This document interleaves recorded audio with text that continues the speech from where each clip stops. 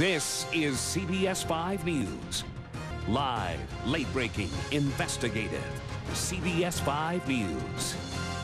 Now, would you let someone walk all over you? You just might if they could promise to make your body feel better. And one Valley man says he can with a massage that's a new technique.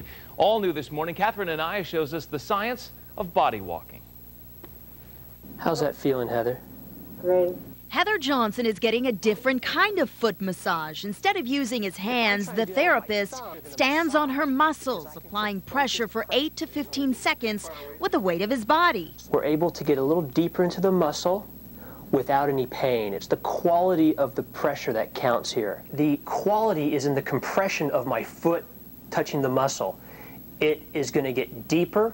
It's going to help to elongate, to lengthen the muscle better than I can with my hands. Todd Miller, one of only 2 body walking experts in the Valley, uses these bars to control how much pressure he applies. I can put 1% pressure on her, or I can put 190 pounds pressure directed into that hamstring area. 8 more seconds. Miller says the person's body will dictate how much pressure he applies.